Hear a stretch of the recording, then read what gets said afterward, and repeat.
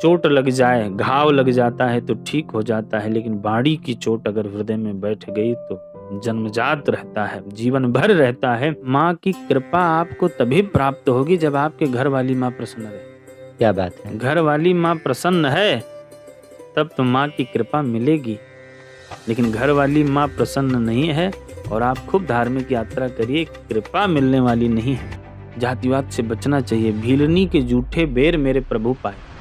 लक्ष्मण भैया ने कहा भैया ये बेर जूठा है। राम जी ने कहा भैया ये बेर भले ही जूठा है लेकिन मीठा है। इतना धन में चूर हैं, धन को प्राप्त करने के लिए इतने आतुर हैं कि जब तक उनका निधन नहीं हो जाता है तब तक धन धन धन धन धन।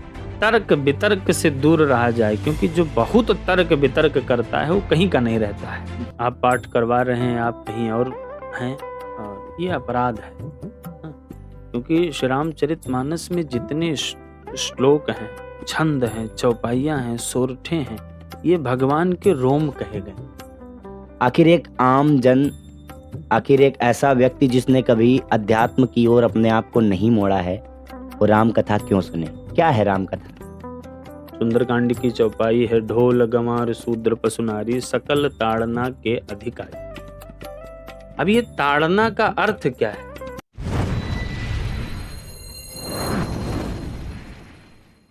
राम कथा एक ऐसा विषय, एक ऐसा मार्ग जो हमें अध्यात्म की ओर ले जाता है, जो हमें सिखाता है कि हमें जीवन को कैसे जीना है, जो हमें सिखाता है कि हमें अपने बड़े बुजुर्गों को, हमें अपनों को और हमें अपने समाज को कैसे रखना है, कैसे सामंजस्य बिठाकर समाज में अपने आप को स्थापित करना है और मर्यादा में रहकर हम भगवान की उपाधि कैसे प्राप्त कर सकते हैं। उसी राम कथा के सरस वक्ता, संगीतमयी राम कथा को जन जन तक पहुंचाने वाले पूज्य प्रशांत जी महाराज आज हमारे साथ हैं। आइए इनसे बातचीत करते हैं और इनके विषय में जानते हैं, साथ ही साथ कुछ समाज से जुड़े, कुछ रामचरितमानस से जुड़े, कुछ व्यक्तित्व से जुड़े और कुछ व्यक्तिगत सवालों के साथ आज इनसे बातचीत करते हैं। बहुत बहुत स्वागत है गुरुदेव आपका। धन्यवाद। जय सिया राम। सबसे पहले गुरुदेव बताइए कि आपकी प्रारंभिक शिक्षा कहाँ से हुई? आपने अपनी प्रारंभिक शिक्षा को कब पूर्ण किया और फिर कैसे आपने सोचा कि हमें राम कथा को जन जन तक पहुंचाना है? पहले तो आप सबको जय सिया राम। प्रारंभिक शिक्षा हमारी अयोध्या जी से हुई। अयोध्या जी में हम अध्ययन किए और फिर लखनऊ आए। रही बात राम कथा करने की, तो भगवान पर जिस पर कृपा होती है कथा गाने लगता है। ये हमारे यहाँ देखिए अचानक कोई कथावाचक नहीं बन जाता। जिस पर भगवान की कृपा होती है और ये जन्मजात होता है, संतों की कृपा से, भगवान की कृपा से और पूर्वजों की कृपा से। हमारे यहाँ ये पैतृक है। हमारे बाबा के बाबा भी कथा करते थे। तो ये इसलिए राम कथा का गायन चल रहा है और आपसे भी श्रवण कर रहे हैं। वैसे तो बहुत सारे लोग राम कथा करते हैं, हम भी सुनते हैं और आपको भी बहुत सुनते हैं, लेकिन एक मन में सवाल हमेशा आता है कि आखिर हम राम कथा क्यों सुने? आखिर एक ऐसा व्यक्ति जिसने कभी अध्यात्म की ओर अपने आप को नहीं मोड़ा है, वो राम कथा क्यों सुने? क्या है राम कथा? बहुत प्यारा प्रश्न है आपका। देखिए राम कथा जीने की कथा है। आजकल दो कथाएं अधिक हो रही हैं, एक श्रीमद् भागवत कथा और एक राम कथा। श्रीमद् भागवत कथा मुक्ति की कथा है, जो सुना वो मुक्त हो गया। लेकिन राम कथा जीने की कथा है। हमें किसके प्रति कैसा व्यवहार करना है ये राम कथा सिखाती है। कहाँ बोलना है, कब बोलना है और कैसे बोलना है। देखिए बोलना तो जन्म लेते ही आ जाता है, लेकिन कैसे बोलना है, कब बोलना है, ये राम कथा हमें और आपको शिक्षा देती है। और राम कथा क्यों सुनी जाए? यही कलिकाल न साधन दूजा, जोग यज्ञ जप तप व्रत पूजा, राम ही सुमिरिय गाइय राम ही संतत सुनिय राम गुण ग्राम ही। इस कलिकाल में इसके अलावा कोई साधन भी नहीं है, इसलिए राम कथा सुनी जाए। राम कथा सुनने से जीवन में जो दुख हैं वो समाप्त हो जाते हैं। क्या बात है। दुख आपके जीवन में आएगा ही नहीं। राम कथा सुनो, दुख समाप्त, प्रमाण आपको दूं।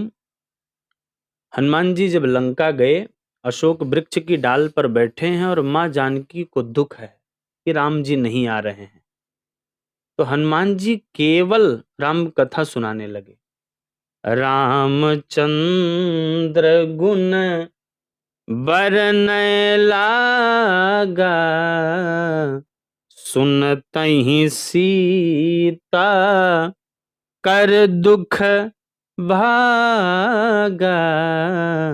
जैसे ही हनुमान जी कथा सुनाना प्रारंभ किए, गोस्वामी तुलसीदास जी लिखते हैं कि सुनत ही सीता कर दुख भागा, दुख समाप्त हो गया है। ये कथा की महिमा है, जो सुनेगा उसका मंगल ही मंगल होगा, क्योंकि ये मंगल करने वाली कथा है।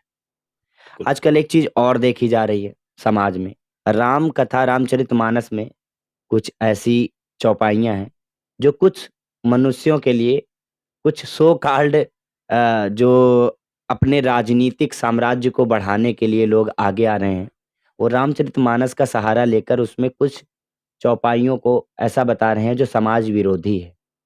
इस पे आप क्या कहना चाहते हैं? देखिए, पहले श्री रामचरितमानस है क्या, पहले समझ लिया जाए।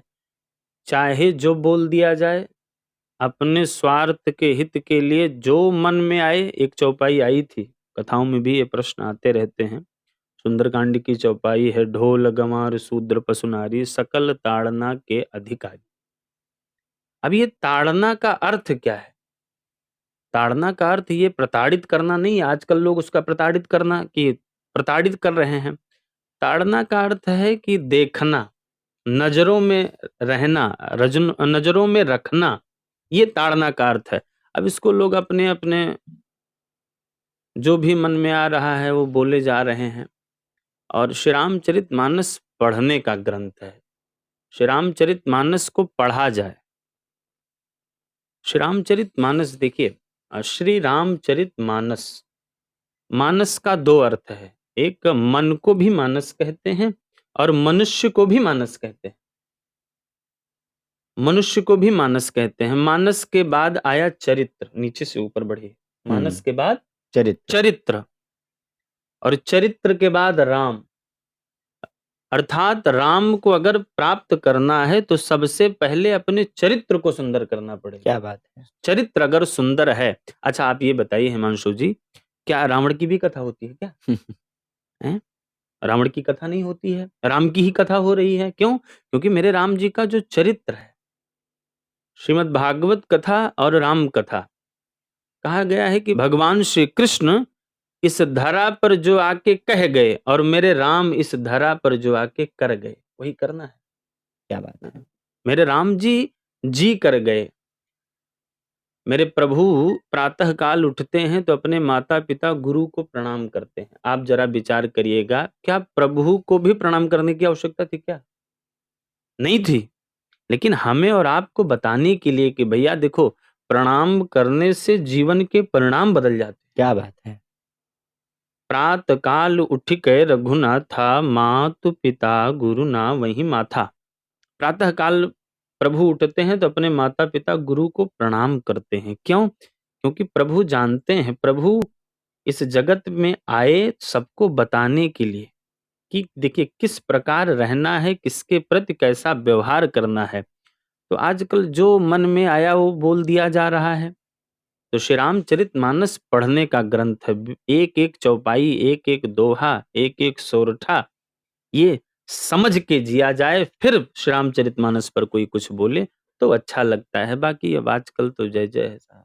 वैसे तो आप श्री रामचरितमानस का गुणगान करते ही हैं, श्री रामचरितमानस की कथा जन जन तक पहुंचाते ही हैं, लेकिन पर्सनली आपका सबसे प्यारा, आपका सबसे प्रिय प्रसंग कौन सा है जिसको गाते समय आपको बहुत अच्छा लगता है कि हाँ जी, ये प्रसंग आया तो ये मुझे आत्ममुग्ध कर गया? देखो, वैसे तो राम कथा ही दिव्य है, जितने भी प्रसंग हैं, और श्री रामचरितमानस में जितने भी प्रसंग हैं, ये सब अद्भुत हैं। एक एक प्रसंग आप अध्ययन करिए, सुनिए, संतों महंतों को सुनिए, आपको आनंद आएगा। वैसे मुझे श्री राम कथा में सबसे अच्छा प्रसंग लगता है भरत चरित। अच्छा। हाँ, क्योंकि भरत भैया जैसा कोई नहीं है ना। आप जरा विचार करिए, अयोध्या में जब राम जी को 14 वर्ष का वनवास हो गया और दशरथ जी नहीं रहे, भरत जी का आगमन अयोध्या भया, ननिहाल से अयोध्या आए, तो गुरुदेव वशिष्ठ जी ने कहा कि भरत अब तुम अयोध्या के राजा हो, अब राजा बन जाओ, चलो मैं तिलक करूं। भरत जी ने क्या कहा, नहीं गुरुदेव, राजा तो मेरे राम है। पूरी अयोध्या की संपत्ति को छोड़कर चित्रकूट दौड़ पड़े। ये हैं भरत भैया। त्यागी। त्यागी, जीवन में त्याग बहुत जरूरी है। आप जरा विचार करिए, भरत भैया जब चित्रकूट के लिए आगे बढ़े तो प्रयागराज पहुंचे, माँ त्रिवेणी में स्नान किए तो माँ त्रिवेणी प्रसन्न हो गई। बोली ऐसा भगत पहली बार आया है जो कभी कोई पाप ही नहीं किया, निश्चल। माँ त्रिवेणी ने कहा कि भरत कुछ मांग लो। भरत भैया ने कहा माँ मुझे कुछ नहीं चाहिए। माँ ने कहा नहीं नहीं कुछ तो मांग लो, आज मैं बहुत प्रसन्न हूं। भरत भैया चुप रहे। माँ त्रिवेणी ने कहा भरत कहो तो धर्म दे दूं, कहो तो धर्म दे दूं। भरत भैया ने कहा माँ इसी धर्म के लिए तो अयोध्या में इतना बड़ा अधर्म, धर्म की रक्षा करते करते पिताजी गोलोकवासी हो गए, स्वर्ग सिधार गए, इसलिए मुझे धर्म भी नहीं चाहिए। माँ त्रिवेणी ने कहा तो अर्थ ले लो, क्यों अर्थ के लिए ही तो दुनिया एकदम लगी पड़ी है, जिसको देखो वही अर्थ अर्थ अर्थ, धन धन धन है? और लोग इतना धन में चूर हैं, धन को प्राप्त करने के लिए इतने आतुर हैं कि जब तक उनका निधन नहीं हो जाता है तब तक धन धन चाहिए। धन धन धन।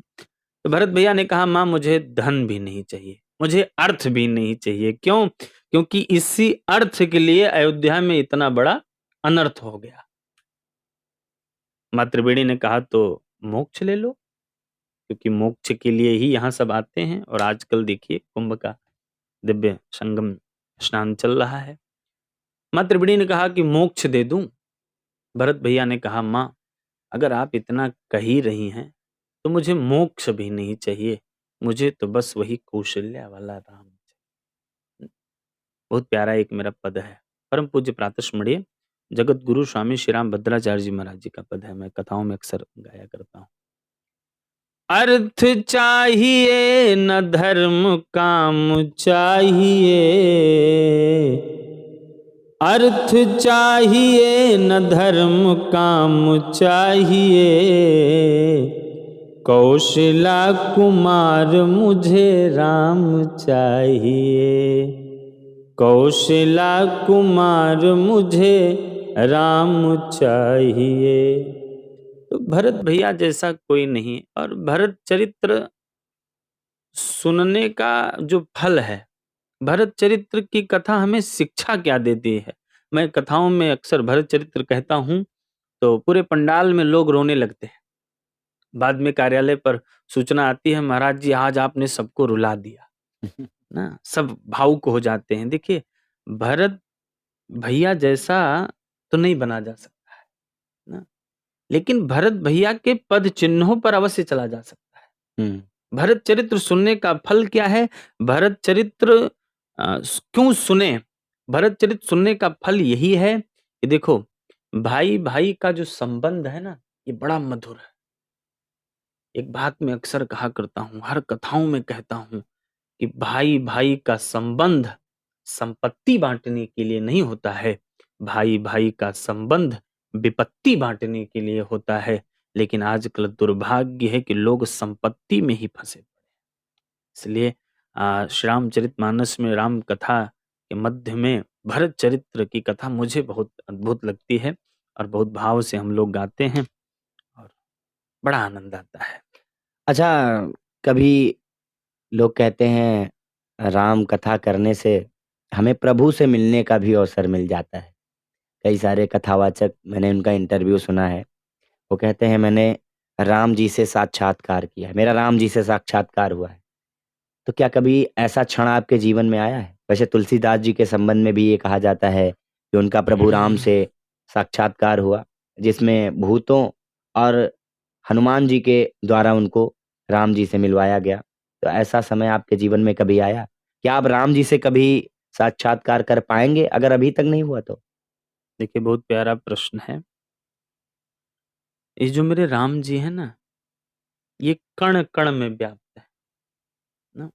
सब में, कण-कण में मेरा परमात्मा व्याप्त है। रा और हरि व्यापक सर्वत्र समाना।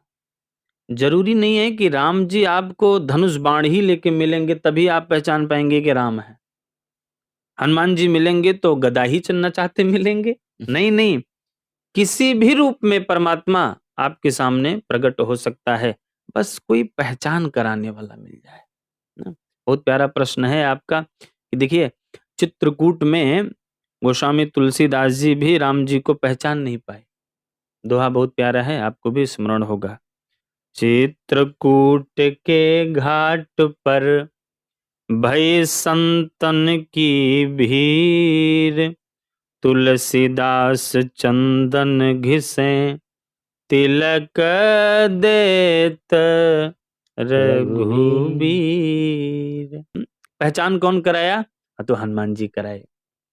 भगवान कण कण में व्याप्त है, लेकिन कोई संत ही आपको भगवंत तक पहुंचा सकता है, और संत वही है जो भगवंत से आपको जोड़ दे। आपकी इन बातों से मुझे एक चीज और थोड़ा मन में आ गया। वास्तविक संत कौन होता है आपके नजरिए से?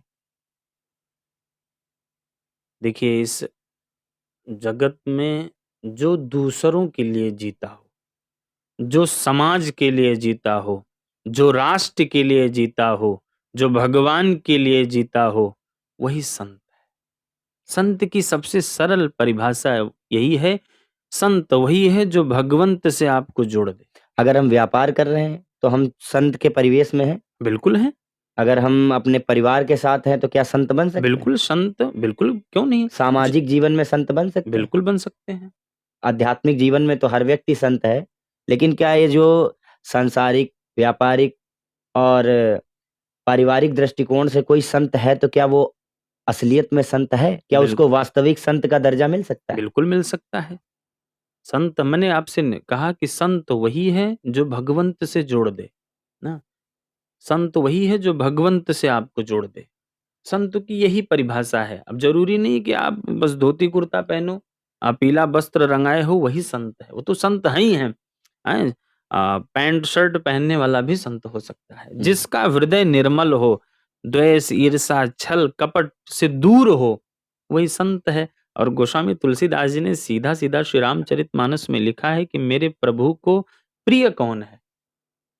निर्मल मन जन सो मोहि पावा, मोहि कपट छल छिद्र न भावा। जिसका मन निर्मल हो, सहज हो, छल कपट ईर्ष्या से दूर हो, वही संत है। और जो दूसरों के लिए जीता हो। देखिए, आजकल सब लोग अपने अपने लिए जी रहे हैं, लेकिन दूसरों के लिए कोई कोई जीता है ना? पथिक जी महाराज जी का बहुत सुंदर पद है, पराया दर्द अपनाए उसे इंसान कहते हैं। और संतों की तो बड़ी महिमा है ना? गोस्वामी तुलसीदास जी ने श्री रामचरितमानस में संतों के विषय में लिखते हैं कि संत हृदय नवनीत समान। ये संतों का जो हृदय होता है वो नवनीत, नवनीत का अर्थ मक्खन, जितना सहज सरल कोमल मक्खन होता है, उतना ही सहज संतों का हृदय होता है। तो संत वही है जिसके मन में छल कपट ईर्षा ना हो, और जो भगवान के नाम का सुमिरन करे, भगवान के लिए जिए, वही संत है। भटके हुए जीव को भगवान में लगा दे, वही संत है। प्रेम क्या है?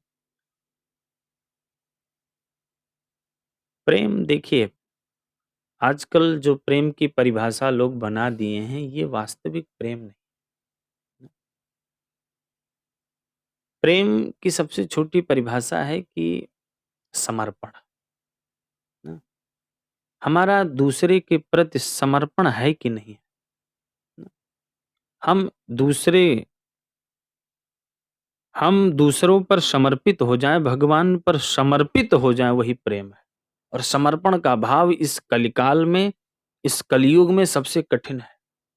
जीव कहीं समर्पित नहीं होना चाहता है। और समर्पण का भाव अगर आपके हृदय में है, और बहुत एक कहावत है कि एक साध है सब सध है ना, एक पर आपकी निष्ठा हो जाए और समर्पण हो जाए, बस वही प्रेम है। भगवान के पास कैसे जाएं? भगवान को प्राप्त करने का सबसे सरल साधन है कि खूब संतों को सुना जाए, कथा श्रवण किया जाए और भजन किया जाए, प्रभु के नाम का सुमिरन किया जाए, जप किया जाए, तप किया जाए। भगवान को प्राप्त करने का यही सबसे सरल साधन है। क्या कलयुगी विचारधारा में, कलयुगी मानसिकता में हम प्रभु के चरणों में जाकर प्रभु को प्राप्त कर सकते हैं? बिल्कुल कर सकते हैं। आप जरा विचार करिए, एक ही बाण प्राण हरि लीन्हा, दीन जानते ही निज पद दीन्हा। ताड़का जब गुरुदेव भगवान विश्वामित्र जी पर, मेरे प्रभु पर, लखन भैया पर दौड़ी है, तो गुरुदेव ने कहा कि राघव इसका अंत करो। राम जी एक बाण मारे और ताड़का धड़ाम से धरा पर गिर गई।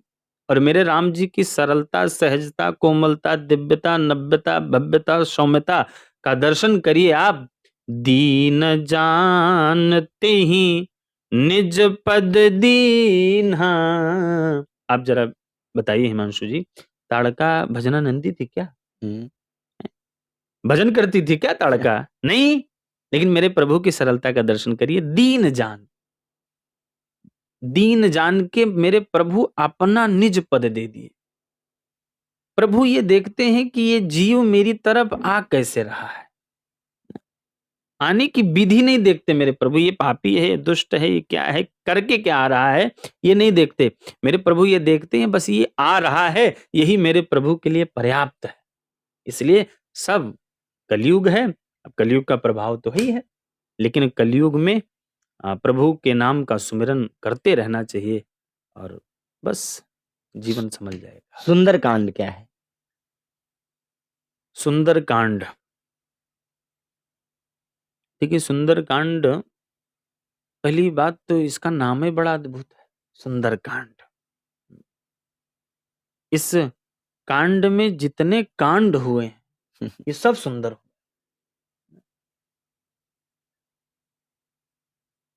हनुमान जी जब अपनी यात्रा को प्रारंभ किए तो सिंधु तीर एक भूधर सुंदर। सुंदर नाम के पर्वत से अपनी यात्रा प्रारंभ की, इसलिए इस कांड का नाम सुंदरकांड। इसी कांड में एक संत संत का मिलन होता है, हनुमान जी और विभीषण जी का मिलन होता है। संत संत मिले, और जहां संत संत मिलते हैं वहां सत्संग होता है, और जहां सत्संग होता है वहां तो सब कुछ सुंदर हो ही जाता है। इसलिए इस कांड का नाम सुंदर कांड है। इसी कांड में मां जानकी को दुख है, हनुमान जी कथा सुनाए, रामचंद्र गुण बरने लागा, सुनते ही सीता कर दुख भागा। मां जानकी का दुख समाप्त हो गया राम कथा सुन के, और जिसके जीवन से दुख समाप्त हो जाता है उसका जीवन तो सुंदर हो ही जाता है। इसलिए इस कांड का नाम सुंदर कांड है। और निवेदन करूं, इसी कांड में हनुमान जी जब रावण के पास गए तो रावण ललकारा है, लंकेश कवन तय कीसा, कहि के बल घालई बन ईसा। रावण ने कहा कि कौन हो बंदर, किसके दम पर इतना उछल रहे हो? रावण लेकिन इस बात को समझा नहीं, कौन है ये? हनुमान जी अपना परिचय दिए कि मैं राम जी का दूत हूं। और हनुमान जी यहां कई बार समझाए रावण को, एक बार नहीं समझाए, कई बार समझाए। मैं कथाओं में एक बात अक्सर कहा करता हूं कि जीवन में किसी को बस 3 बार समझाया जाए। कितनी बार? 3 बार। तीसरी बार ना समझे आगे वाला तो फिर समझाइए ना, तो समझ जाओ ये समझने वाला नहीं है। लेकिन यहां पर दर्शन करिए कि हनुमान जी कई बार समझाए रावण को। कारण क्या है? कारण यही है कि शंकर जी के गुरु का क्या नाम? तो शंकर जी गुरु हैं। हनुमान जी किसके अंश हैं? शंकर जी के अंश हैं। साक्षात गुरु ही सामने खड़ा है, लेकिन रावण नहीं समझा। जो गुरुदेव सामने खड़े हैं और जिस पर गुरु की कृपा होती है, उसका जीवन तो सुंदर हो ही जाता है। इसलिए इस कांड का नाम सुंदर। सुंदर कांड है। अनेक भाव हैं। अच्छा, कुछ लोग कहते हैं कि हनुमान जी की पूजा स्त्रियों को नहीं करनी चाहिए। क्या इस पर आप क्या विचार व्यक्त करते हैं कि स्त्रियों को हनुमान जी की पूजा नहीं करनी चाहिए या सुंदरकांड का पाठ नहीं करना चाहिए? कई जगह पर ये कुरीति फैलाई गई है मेरे हिसाब से। तो इस पर आप अपना क्या दृष्टिकोण देंगे कि हमारी स्त्रियों को, हमारी माताओं को, हमारी बहनों को सुंदरकांड का पाठ करना चाहिए या नहीं करना चाहिए? नहीं, सुंदरकांड का पाठ अवश्य करना चाहिए, क्योंकि सुंदरकांड पाठ करने से जीवन सुंदर हो जाता है। बाकी शास्त्रीय प्रमाण जो हैं कि करना चाहिए, नहीं करना चाहिए, मेरे ख्याल से गोस्वामी तुलसीदास जी हनुमान चालीसा में लिखे कि जो यह पढ़े हनुमान चालीसा। ये नहीं लिखे कि को यह पढ़े, हुँ, हुँ, हुँ। जो यह पढ़े। अच्छा, कोई नियम भी नहीं बताए। आप अनुष्ठानात्मक तरीके से करिए तो अलग विषय है, लेकिन गोस्वामी तुलसीदास जी ने लिखा कि जो यह पढ़े। अच्छा, कोई नियम नहीं बताया, आप खा के पढ़ो, नहा के पढ़ो, सो के पढ़ो, उठ के पढ़ो, तो बस पढ़ो। पढ़ने से क्या होगा? तो हो य सिद्ध साखी गौरी सा। साक्षी कौन है? तो स्वयं महादेव, माँ भवानी है। तो सुंदरकांड का पाठ करना चाहिए, सबको करना चाहिए, और करने से जीवन सुंदर हो जाता है। जीवन में सुंदरता आती है, दुख समाप्त हो जाते हैं, और पाठ अवश्य करना चाहिए। और सुंदर कांड ही नहीं, मैं तो कहता हूँ कि श्री रामचरितमानस का पाठ करना चाहिए। हुँ, केवल सुंदर कांड का पाठ ही आजकल लोग, सुंदर कांड ठीक है, सुंदर कांड की महिमा है। अच्छा, आप ज़रा विचार करिए, सुंदर कांड हम पाठ करते हैं, क्या गोस्वामी तुलसीदास जी कोई अपराध कर दिए क्या? श्री रामचरितमानस लिख के? आप बालकांड का भी पाठ करिए, आप हर कांडों का पाठ करिए। लेकिन समय का अभाव सबके पास रहता है, इसलिए सुंदरकांड का पाठ अवश्य करना चाहिए, लेकिन प्रयास रहे श्री रामचरितमानस का चाहे एक दोहा ही प्रतिदिन पढ़ा जाए, लेकिन पढ़ा जाए, पाठ किया जाए, और समझ समझ के ना। आजकल सुंदरकांड पाठ करने वाले का तरीका भी बड़ा अद्भुत है ना। लोग 20 मिनट में, 25 मिनट में पाठ समाप्त करना चाहते हैं। हुँ। इतनी जल्दी क्या है भैया? ना, पाठ समझ के, एक-एक अर्धाली को समझ के ना, अ, बढ़िया, और लय भी आपका संगीत ऐसा होना चाहिए जो समझ में आए अच्छा, ना। कुछ लोग ऐसा भी करते हैं कि रामचरितमानस का पाठ उन्होंने किसी टीम को बुला लिया और रामचरितमानस का पाठ शुरू हो गया, घर वाले गायब। तो उसमें उनका भाव नहीं रह जाता है। मतलब वो प्रभु पर कृपा कर रहे हैं कि हमने आपके पाठ को माना था, हमारा ये कार्य हो गया है, तो हम आपका पाठ करवा दे रहे हैं। तो ऐसे लोगों पर जो प्रभु पर कृपा कर रहे हैं कि हम आपका पाठ करवा रहे हैं, हम श्रीमद् भागवत कथा माने थे, तो हमारा कार्य संपन्न हो गया है, तो हम कथा करवा रहे हैं, रामचरितमानस करवा रहे हैं, श्री सुंदरकांड पाठ करवा रहे हैं। ऐसे व्यक्तियों के जीवन में कुछ प्रभाव पड़ता है इन चीज़ों का? बिल्कुल प्रभाव पड़ता है ना। आप पाठ करवा रहे हैं, आप कहीं और हैं, और ये अपराध है। हाँ, क्योंकि श्री रामचरितमानस में जितने श्लोक हैं, छंद हैं, चौपाइयाँ हैं, सोरठे हैं, ये भगवान के रोम कहे गए। आप अपने रोम को ज़रा खींचिए, कितना दर्द होगा। एक रोम को खींचिए, कितना दर्द होगा। आप सोचिए, जब अशुद्ध पढ़ा जाएगा, तो भगवान के रोम कहे गए हैं, जितनी चौपाइयाँ हैं, छंद हैं। आप सोचिए भगवान को कितना दर्द होता। इसलिए जब भी पाठ करिए, तो सबसे पहले कि सब ब्राह्मण हों, सब पढ़े लिखे हों, और बैठ के अ, सब पाठ करें। अब समझना चाहिए सबको, और अब सुधार हो रहा है ना। राम कथा सबको, सब राम कथा सब सुन रहे हैं, और सब सुधर भी रहे हैं। प्रयास करना चाहिए कि श्री रामचरितमानस का घर में पाठ हो। तो देखो, ये एक उत्सव है। पूरा परिवार एक साथ बैठ के श्री रामचरितमानस का पाठ करे, पूरा परिवार। आप टीम बुलाइए, अच्छे संगीतकार को बुलाइए, टीम बुलाइए, खूब सुनिए, पाठ कराइए, लेकिन बैठना चाहिए। और बैठने से आपका ही कल्याण होगा। एक चौपाई भी आपके कान में पड़ गई साहब, तो जीवन धन्य है। एक चौपाई का अर्थ आप समझ गए, तो आपका जीवन धन्य है। बचना चाहिए और भाव से पाठ करना चाहिए। अगर आप करवा रहे हैं, तो मन से पूरा परिवार साथ में बैठे और श्रवण करे, तभी उसका फल है। आप अयोध्या नगरी से हैं और अयोध्या नगरी में बहुत सारी विशेष बातें भी हैं। सबसे बड़ी बात तो ये है कि वहाँ पर राम जी का जन्म हुआ। लेकिन अयोध्या नगरी में कुछ ऐसी चीजें जो आपको खटकती हों कि काश ये चीजें अयोध्या में ना होती। नहीं, नहीं, अयोध्या दिव्य है। जहाँ युद्ध ना हो, वही अयोध्या है। और जहाँ जगत का मालिक आया हो, अयोध्या की बड़ी महिमा है। सप्तपुरियों में सबसे प्रथम अयोध्या ही है। और उत्तर प्रदेश के मुख्यमंत्री आदरणीय योगी आदित्यनाथ जी अयोध्या को तो दिव्य बना दिए, पूरा चमक रहा है इस समय। और हम सब अत्यंत सौभाग्यशाली हैं कि मेरे प्रभु का आगमन भी अयोध्या में हुआ, दिव्य मंदिर की प्राण प्रतिष्ठा संपन्न भई और मेरे राघव जी अपने घर में आ गए। तो अयोध्या में सब दिव्य है। अच्छा, आजकल एक चीज और देखी जा रही है महाराज जी। कोई भी किसी को भी राजनीति में आना होता है तो वो संतों का साथ पकड़ लेते हैं, और किसी को व्यक्तिगत रूप से सामाजिक पैठ बनानी है तो वो धार्मिक कार्य कराने लगते हैं। किसी को टिकट चाहिए होता है तो 2 4 10 साल पहले से मेहनत शुरू कर देते हैं और चोला ओढ़ लेते हैं साधु का, और उसके बाद राजनीति में आ जाते हैं। आपके साथ आने वाले समय में ऐसा कोई विषय तो नहीं जुड़ने वाला है?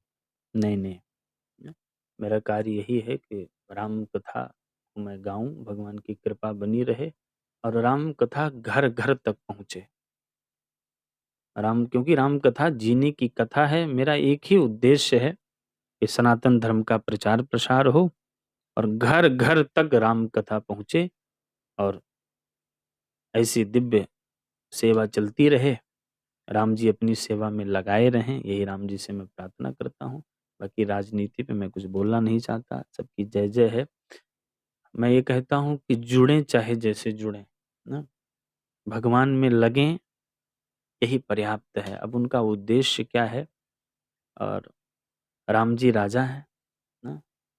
तो राजा के दरबार में तो आना ही पड़ेगा, ना? जगत के मालिक हैं और बहुत त्यागी देखे, महात्यागी देखे, राजा भी देखे, महाराजा भी देखे, लेकिन राम जी जैसा कोई नहीं है। तो राम जी के सानिध्य में जो जिस भाव से आएगा उसका कल्याण होगा ही होगा। अब वो राजनीति में अच्छा पद चाहते हैं, उनकी इच्छा क्या है? तो राम जी के शरण में आ जाएँ, राम जी की जो इच्छा होगी प्राप्त हो जाएगा। जुड़ें, सनातन धर्म का प्रचार-प्रसार करें और ये अच्छी बात है। चाहे जैसे, ना? उनके मन में जो भाव है, आ तो रहे हैं, यही पर्याप्त है।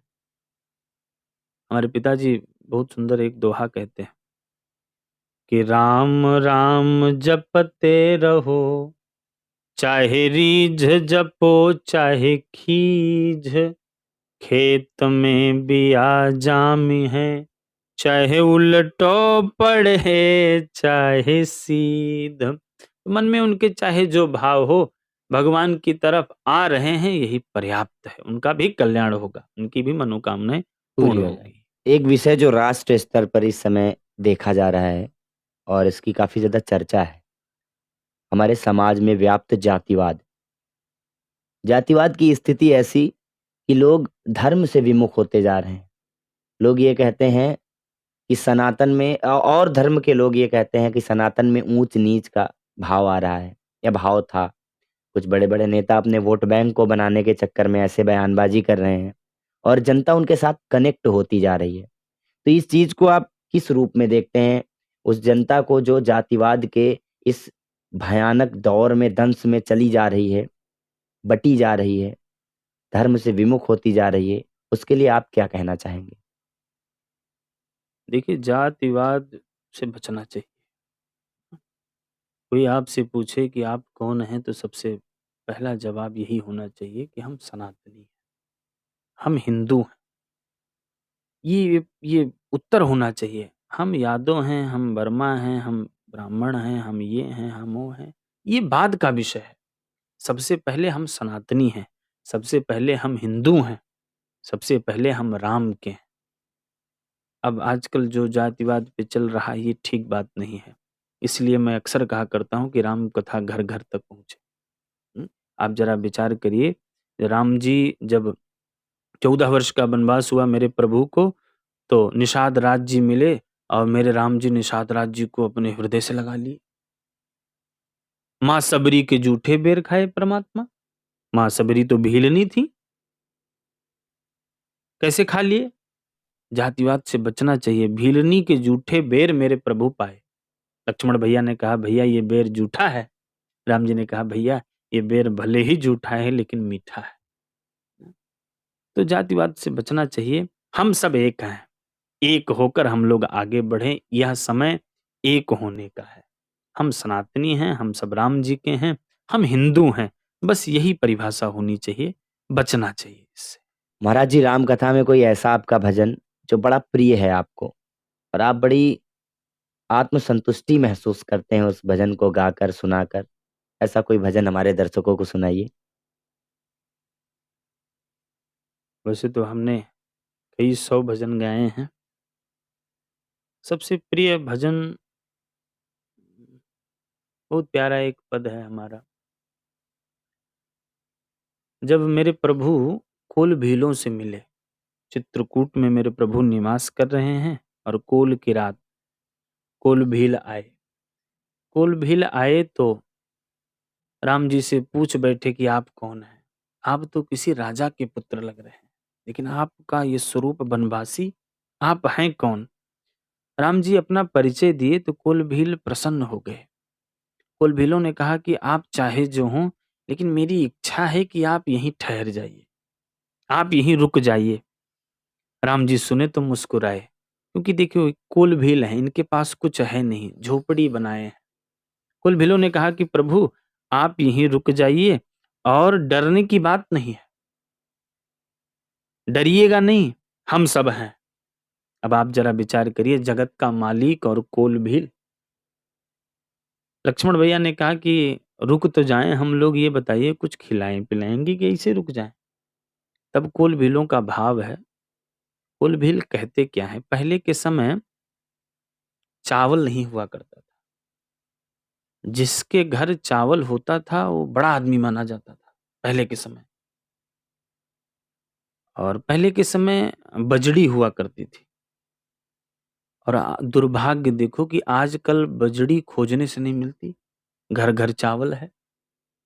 तो कुल भीलों का भाव था कि हम तो बजड़ी खा के रह जाएंगे, लेकिन आप लोग यहाँ रुक जाइए तो हम आप सबको चावल खिलाएंगे।